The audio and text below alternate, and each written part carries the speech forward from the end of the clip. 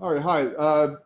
I'm Travis Lindsay. I'm a professor of entrepreneurship here at Cal State Fullerton, manager for our Center for Entrepreneurship and CSUF Startup Incubator, and a co-founder of an investment fund called Titan Angels. I'm lucky enough today to have Michael Grimshaw in to talk. Actually, Michael, you and Nate Lee gave a guest lecture in my class earlier this summer about anti-fragility and improv that I really, really enjoyed. I know the students did as well. But we're not here for that. How about you introduce yourself and let the people know who you are? Sure. I'm Mike Grimshaw. Currently, I'm on faculty at Cal State University Dominguez Hills in Carson.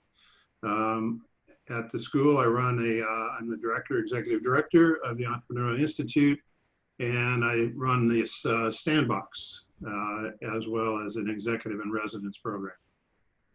Very cool, very cool. So both of us were on the educational side of entrepreneurship as well as the actual side of entrepreneurship, the practical side of it as well. So can you talk a little bit about like what you guys are doing over at CSUDH? Okay, Travis, at this point, we're all virtual. All the CSUs are virtual. So it's a time that we're planning on how do we take advantage of and make sure that we engage the 500,000 students that are part of the campuses around the California. And on our particular campus, we are closed and the school's open, but the campus is closed physically. So everything is being done virtual.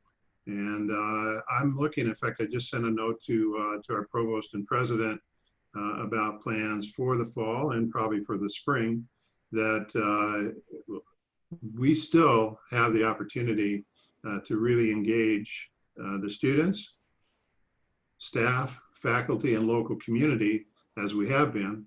For the Entrepreneurial Institute's been going on 7 years, and I've been teaching about 10 years. Very cool. And so at the Entrepreneurial Institute, so you work with entrepreneurs. Is it only students? Is it faculty, staff? Is it the whole community at large? Short answer is yes. Yes to all that. Okay. Anybody, what we're looking for is the entrepreneurial DNA. You know, it's sort of like everybody has a book in them. Not always, but you think that. But well, some people might have like a coloring book in them. Like a coloring book, stay within the lines. Yeah. Yeah. Well, entrepreneurship, you don't stay within the lines. Not at all. In fact, I did some guest lecturing in China about 2 years ago, and I found that the white lines in the road for the traffic were really just merely suggestions as to where you should drive. And I think in entrepreneurship, we don't try and put boundaries or boxes around what we're trying to do, because why inhibit innovation and creativity? Right. Yeah. But like, so what you guys do, and I know like what we do is that we see these, you know, raw, creative people, these innovative people, and we help, you know, through mentoring and coaching, help direct them in the right areas. And can you give some examples of what you guys have done over there? Sure. In that regard? Yeah, sure. We serve a population that is pretty diverse. Cal State Dominguez is I like you have my dog in the background here. I've got two chocolate Labradors. Yeah, I know. Do you got my picture of the labs? I don't think I've received it yet, but you'll have to send it to me later. Well, I posted it on LinkedIn, and then I used it as my background actually for when we did your guest lecture. Okay. Because I've had a couple of labs too, and I love them. And this little guy here is a little rescue dog that's about 23 pound, total alpha male. What we do, it's interesting. I came to Dominguez after I had 15 different companies that I was involved with in startup world, and about 10, 11 major corporations, IBM, Cisco Systems, and beyond that as well. So I got involved with technology early on, and it wasn't because I was an engineer. I'm an engineer by osmosis, but I happened to be fortunate to join a company called IBM. And at that time, I didn't know a copier from a computer, and now we're wearing them on our wrists. But I walked in, I had two-tone shoes, string tie, orange shirt. I was a hippie out of the 60s, and I had just cut my hair, we'd just come back from Europe, we'd been camping, and they hired me. And what I found is, and I'm mentioning this because it carries forth today, is that as technology is developed and innovation is introduced, people have to use it and have to have the ability to take it and work with it. And as you guys know, Steve Jobs with the iPhone, he knew that. He did, people didn't know they needed the iPhone. He did, in his company. But what he did is he made that transition to be very simple. And to be very powerful for people to use. And I think that's a mission that we have right now, is how do we help people use technology, use the tools, use innovation, create innovation, and solve problems that we have in the world. Specifically at Dominguez, my population is, we have 15,000 students, 70% women, about 65% Latino. So I have a lot of Latino women that really embrace entrepreneurship, but they don't know it. They're very shy about it. And so what we try and do through my sandbox, I bring in about 10 to 15 guest professionals from all walks of life. We run workshops on negotiation and improv and different types of creativity, things that help them come out of their shell and to feel confident in themselves, to be able to say, hey, listen, I see that this could be solved. And I don't know how to do it yet. I don't know if I can build a business out of it, but I'd like to take a chance at it and not go into a job that maybe I really don't like. Yeah, absolutely. I mean, one of the things that we do, I mean, we have a number of competitions that we run every year. They're going to have to be virtual now, of course, but one of the ones that's coming up in the fall is the Titan Fast Pitch. And one of our goals with that is to help, really to challenge students to start thinking entrepreneurially, because they do see these problems. They see issues in the things that they do on a day-to-day basis, and taking that turn and seeing that problem, understanding it, and then coming up with a solution is really what an entrepreneur does. Because you're right, like with Steve Jobs, he realized that people had a problem with communication. They wanted to be connected more and more, but they didn't know how exactly to do that. And so he was the one who innovated, and others did before him as well. So, I mean, he wasn't the first to market at all, but smartphones, smart watches, all that stuff was innovated, not because consumers were saying this is exactly what we want, because they've never seen it before. But as an entrepreneur, if you understand the problem, if you really, really understand the problem, that's one of the things that we always talk about and work with our students, the people in our community that we work with, really doing that customer discovery piece and figuring out what the problem is. Then it's your job to come up with a solution. So what are some of the solutions that that some of the students that you've been working with, maybe one of the Latino women that you were talking about that you've worked with a great deal, have come up with? Sure. You have to divide, in our case, when people talk about entrepreneurship and small business, most of these students are coming first generation. And I don't differentiate between students, staff, faculty, and local community. I mean, we blend that in, but in fact, it's very helpful for the students to have access to communicating and networking with all aspects of people's entrepreneurial desires. Couple of examples that I found to be kind of fun.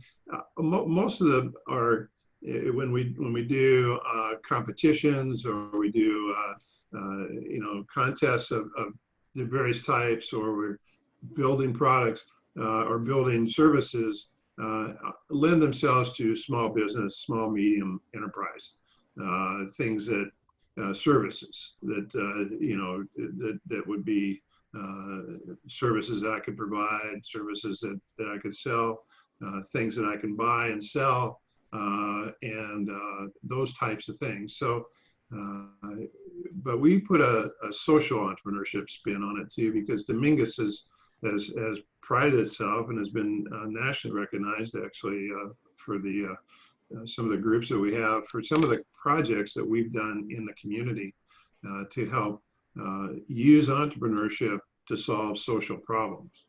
And I introduced a group on campus about 6-7 years ago called Enactus, ENACTUS. And that's Entrepreneurship in Action for Us. It was started by Walmart about 20 plus years ago, 30 years ago now, to help fund students, and it's all students, and it's global. There's about 100,000 students that participate. There's no cost to the school, and there's no cost to the students.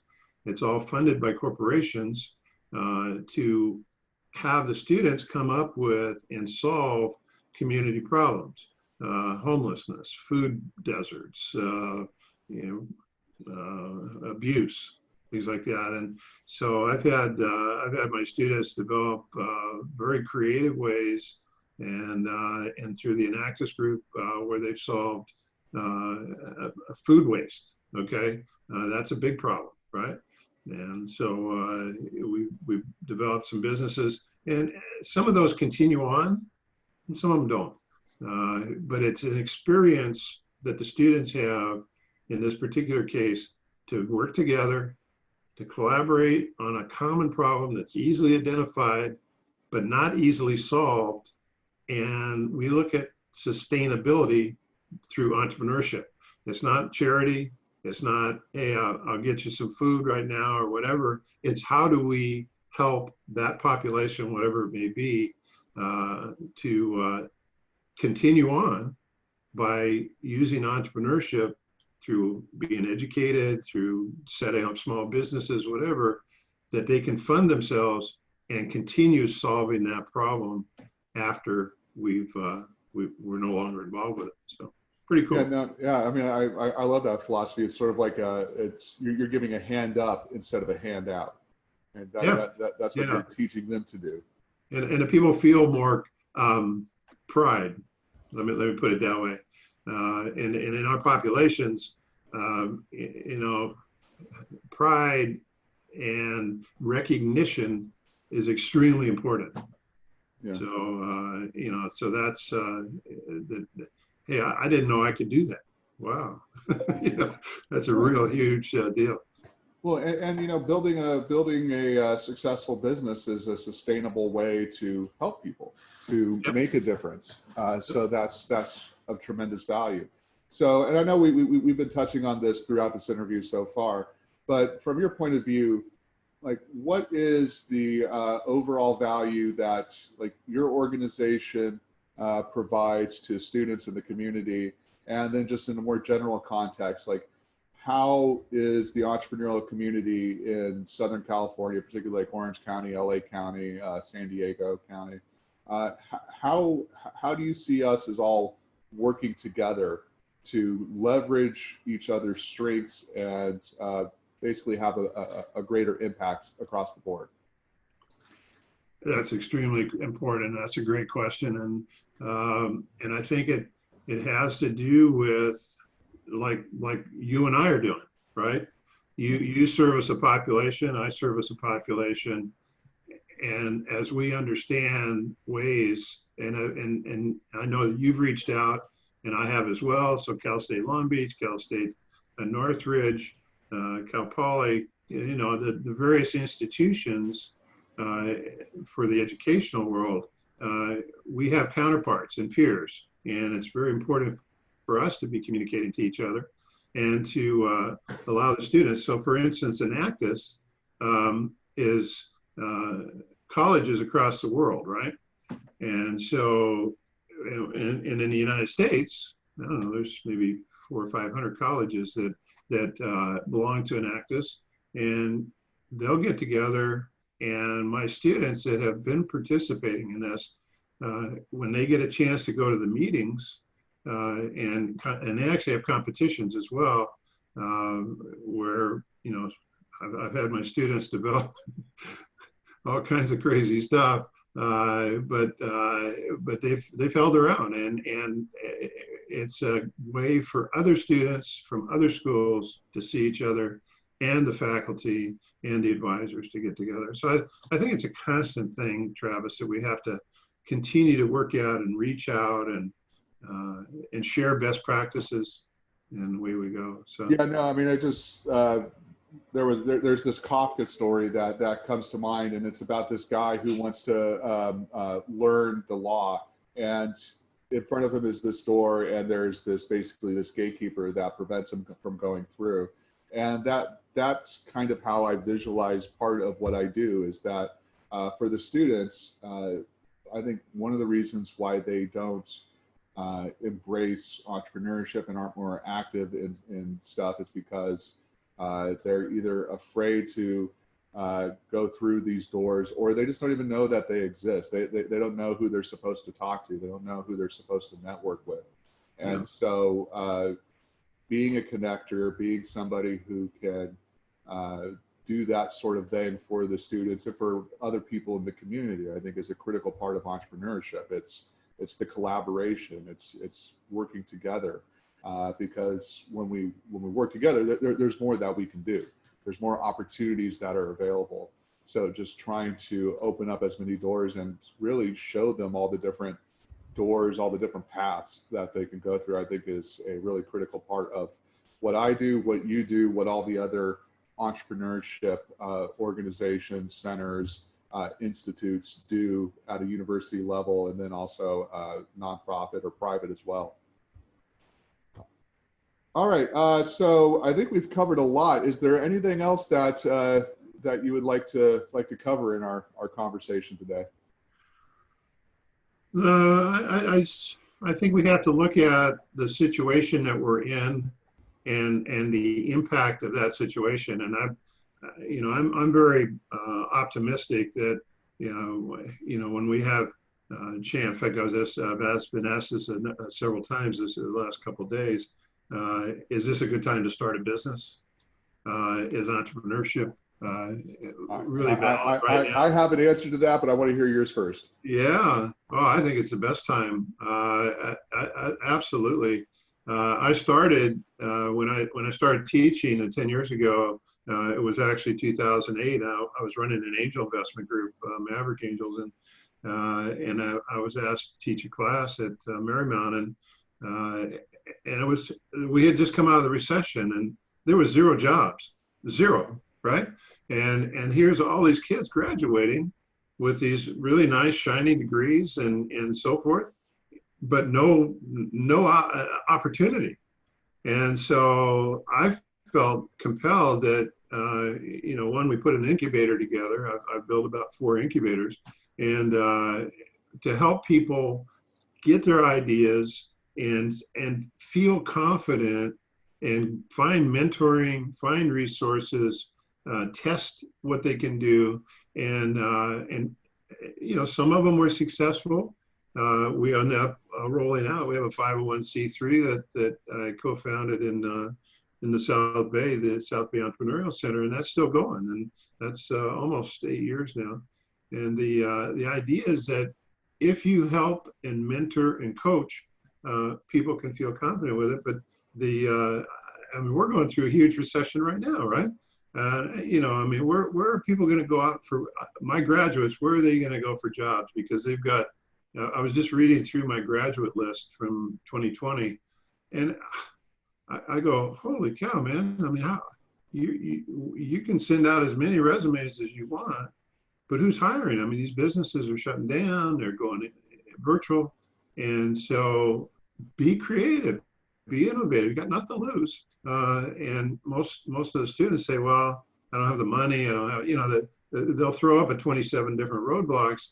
And instead of breaking down those roadblocks, let's figure out how we can do it. And so I think it's a great time to start a business. And I think you'll see that'll be the savior for our enterprise community, as and the social entrepreneurship side of it is going to be even more important as we start looking at our whole environment and food and homelessness and all this kind of stuff that's going on.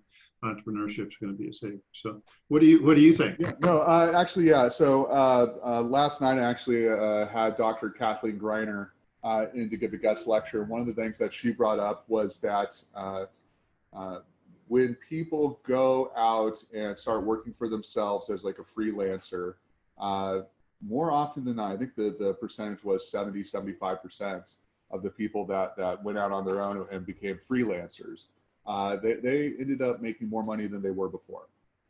So that's something that 70%. Yeah, I mean that's cool. I mean, and she there's a study behind it and everything. Yeah.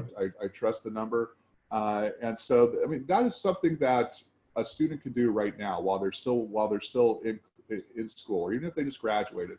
That's something that they can start doing now. They can go out and try to find those projects, and they're still around. So that's an option. Or create those projects. Yeah, create them. Yeah. I mean, just build something. We have an incubator resident who their initial vision was to create a video platform for live events.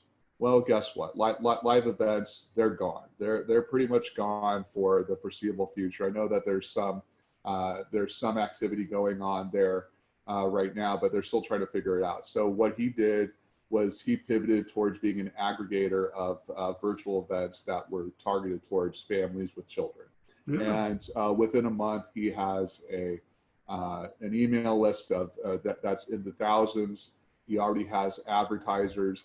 And so he's already getting traction on what he's doing. And so there's things that you can do. You have to be a little bit creative. So just on what flashed through my mind, and when I started the Entrepreneurial Center in Torrance, it's like, how do you get the word out, right? And so I discovered Meetup, and that was my advertising tool. And I built a 1,000 people list, and so all our events and everything were on Meetup. Well, now as an aggregator for virtual, basically what you're doing is a virtual meetup, right? And so he, if he could become, or he or she could put that together, and I suspect Meetup will probably be moving in that direction as well. So, because that's a startup as well. Right. Yeah. So Meetup, Eventbrite. I'm sure that there's other platforms on Facebook. And so he scours the web. Yeah. He finds the best events, and he aggregates them. He promotes them. I assume at some point, once he gets enough, or once he gets to critical mass, he's going to be able to basically sell sponsored event spots on his website, so that it can increase exposure for specific events. I mean, you see. What's one of them? Tech Meme. Like Tech Meme, for example, that's an aggregator of tech news and startup news and all that stuff. And one of the ways that they monetize their site is through sponsored links to events and stuff from the industry. Yeah. I mean, obviously that's a little bit different. It's in the tech space. There's a lot bigger budgets for advertising events. But I mean, I think that the same business model holds. What's one of the biggest exits that an aggregator put together? Turn that person into a billionaire. Oh, who was it? Was it Reddit, or who was it? I'm thinking of Ariana Huffington. Oh, okay. The HuffPost. I met her about 2 years ago, and very impressed. She didn't create the news. She just brought it all together. Here's the HuffPost. Here's a consolidation. Boom, boom, boom. Sold her company for $1 billion, and away you go. So, I think that's where that creativity and kind of, you got to, I don't know if you saw the post, it was up on my LinkedIn, where somebody had to put a tube in a square box, and the tube didn't fit. Did you see that?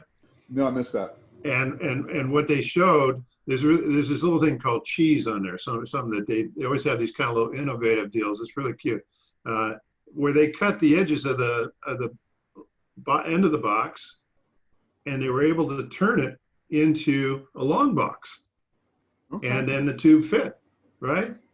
And so I posted it. I said, well, congratulations on thinking inside and outside the box, because that's what you did.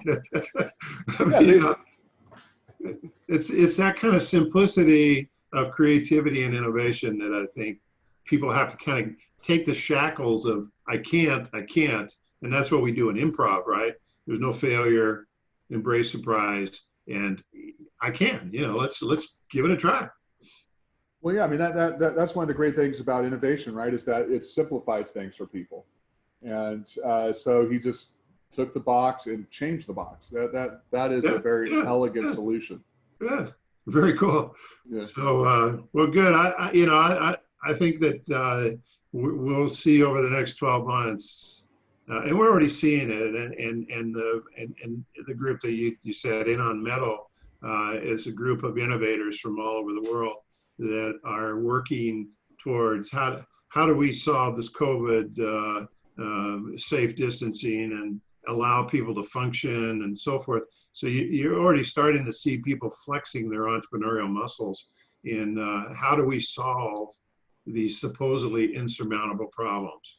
And I think it's innovation and creativity that comes from entrepreneurship that's going to do it. So. Awesome. Yeah, speak a little bit more on Metal because I don't think we have during this interview yet. Yeah, so Metal is, I was introduced to Metal by John Warner, actually, and he came and spoke in my class, and at the end of the class, about 2 or 3 years ago, he was talking about venture capital and things, and he said, have you ever heard of Metal? And I said, no, and he said, well, it's this group, and at that time, it was about 2,000 guys. It's a men's group formed by Ken Witkowski, who is a connector, and he has brought together this eclectic group of very bright guys from around the world who, as they've been classified, and I mean, these are guys, the guy that invented Pictionary, and some of the best rock musicians in the world, and creative individuals. The guy that did Chuck E. Cheese is a member. It's just it just blows me away. The guy, the dentist. This is a super dentist. This guy is the number 1 dentist. He's a billionaire dentist. He's the biggest dentist in the world. That's a lot of teeth. Huh? That's a lot of teeth. But he's done it creatively and entrepreneurially. But what he's doing, he's also founded this thing called LEAP, which is the youth coming together once a year at UCLA from around the world, and they're going to do it virtual. So these are all members, and they all just kind of it's no politics, not trying to sell each other and like that, but just sharing and understanding kind of the world, but looking at it from different perspectives. Some of the airline pilots are members, and what's going on in the airline business, and what are we doing with with the medical field.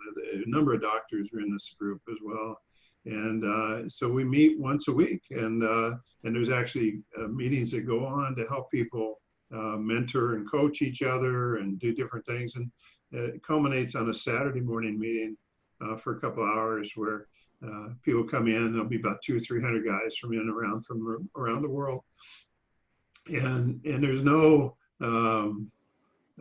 nothing off the table. And I found I have many of my speakers, and they love to come back and work with students and to share what they're doing. And it's just an awesome group. They've gone virtual as a result of the COVID thing, but it's thriving. In fact, they talked about that. How do you make that transition? We used to meet in a theater once a week, and so, but now because it's virtual, you can meet every day. You can have all kinds of different things going on, and it's just exploded, and it's an awesome group.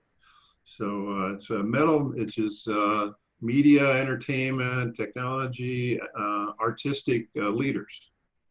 And so it's people from all kinds of walks of life, and you go into breakout groups and you meet 4 or 5 guys, and that you get to share some thoughts on a particular topic and then break back out again. And it's just a real stimulating way to stay in touch with the broader world that we really now have access to through these online tools. Yeah, and I think that that's a great way for students to start networking as well, to find those groups that meet regularly, once a week, once every couple of weeks, once a month, and just to share ideas, to talk with each other, figure out ways that they can actually work together, because that's where the opportunities lie. All right, Michael. And actually, I'm glad you brought that up, because that's as I'm putting my plans together for the fall, spring, I'm going to try and help build those kind of communities among, I probably have 150 students in the fall here that I'll be touching, and God bless it. I just love working with young adults and helping them navigate, and they're going to come in kind of like, what the heck do we do with our lives? Where are we going with this? And we'll figure it out. And that's what I think that's what you and I need to do as the leaders here. So, well, yeah, let me know what you do, because if you're willing to, I'd be happy to help out with that in any way possible. Maybe we can open it up for Cal State Fullerton students as well, and get more people involved. Well, why don't we think about that, and post a little student forum. I'm going to, obviously, as you do when you start a class, I'll find out what my students are doing to survive. Right. Everybody went into shell shock mode in the spring because it just hit us and everything got shut down, and so you didn't really have a chance to plan. But now people are planning, and how do you live beyond unemployment checks? How do you create income? How do you create your life? And how do you survive and stay healthy? Yeah. I that shell shocked is a really good metaphor for that, and I think people are getting out, or they're kind of reviving themselves out of that state right now, and they're finding themselves in this sort of no man's land. Yeah, it's what do I do? And so I think that us as professors, as people in the entrepreneurship community, we can help a little bit, I think. Yeah, I think we have to kind of make sure that we don't have, we have a screen barrier, right? Yeah. It's not you and me sitting in a room here talking. It's you and me going through TCP/IP and the internet and all this kind of stuff. But it's a very personal way to communicate. And as you probably found with your students, they love to communicate. I mean, they love to talk to each other and to network and to engage. And so that if we can encourage that and have some platforms that work, I would love to do some cross sharing, maybe between your classes and mine somewhere along the semester, so that maybe what I'll do is, for one of my guest programs, I'll invite you invite your students if the timing is right, and I'll invite my students, and they get to meet each other, and away we go, type of thing. Something That'd be awesome. Yeah, sure. You're probably the same way. We're always working over here at breaking down the silos at Cal State Fullerton, and if we could do it between universities, even better. Yeah. So good. All right. Well, I don't know if I'm, I could go on and go on, but I think I got. Yeah, I'm sure you got other stuff to do. Yeah, I got a 4-hour boot camp coming up in a little while. So.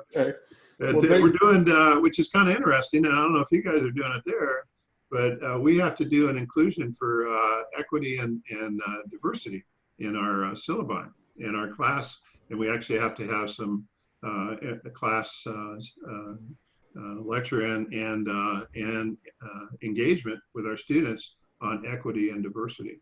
That's it. Yeah, actually, one of my guest speakers earlier on this summer semester was Sean Pickler, and that's exactly what he was talking about. Yeah, yeah. Yeah, So so that's my boot camp this afternoon. So, all right, awesome. Well, great, thank you very Travis. Good much, to talk to Michael. you.